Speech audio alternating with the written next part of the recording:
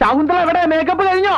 Makeup ഒക്കെ കഴിഞ്ഞു. പക്ഷെ ശകുന്തള സ്റ്റേജിൽ കയറി ഡയലോഗ് പറയണമെങ്കിൽ ആദ്യം എനിക്ക് കാശ് കിട്ടണം.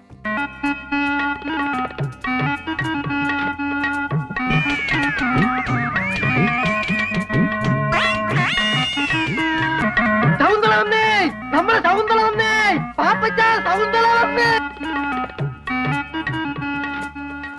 ശകുന്തള, ഞാൻ കാത്തിരിക്കാൻ പോലെ നമുക്ക് അങ്ങോട്ട് വന്റതാ ചായക്കട. ആയിക്കോട്ടെ. ഇതെന്താണ്? കാവിലെ ഭഗവതി നേരിട്ട് പ്രത്യക്ഷപ്പെട്ടതാണോ? അഴിഞ്ഞു വീണ കേശഭാരം, വാക്കിലും നടപ്പിലും അനുഭവപ്പെടുന്ന ദൈവിക ഭാവം എന്നൊക്കെ പറയണെങ്കിലേ കണ്ണുപൊട്ടനായിരിക്കണം കാണുന്നവൻ. ഇത് വെള്ളരിക്കണ്ടത്തിലെ കണ്ണേറ് കോലം പോലെ. നീ ഇത്രല്ലേ കണ്ടുള്ളൂ, അങ്ങോട്ട് നോക്കിയേ. ഇനിയാ നിങ്ങളെ വേണ്ടത്. ഇന്ന് നമ്മള് രണാസിനെ വെച്ചിട്ട് ഹോട്ട് ഫോട്ടോഷൂട്ട് ചെയ്യാൻ പോണ. എന്റെ ബാക്കിൽ നിൽക്കുന്നുണ്ട്. മേക്കപ്പ് എനിക്കറിയാമായിരുന്നു നീ എന്റെ അടുത്ത് തന്നെ വരുമെന്ന്. അപ്പൊ നമുക്ക് തുടങ്ങല്ലേ? ഇവനെങ്ങനെ ഇവിടെ എത്തി? ഞാൻ പറഞ്ഞു വെച്ചിട്ട് എല്ലാം തുടങ്ങല്ലേ? എന്നെ കൊല്ല്, എന്നെ കൊല്ല്.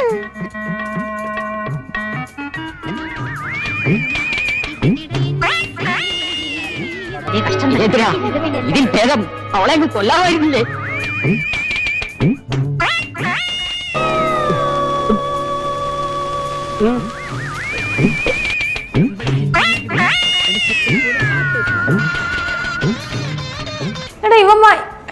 എടാ മല്ലു പേപ്പർ, നിനക്കൊക്കെ എന്തുവാടാ? നിനക്കൊക്കെ കഴിവുണ്ടോടാ?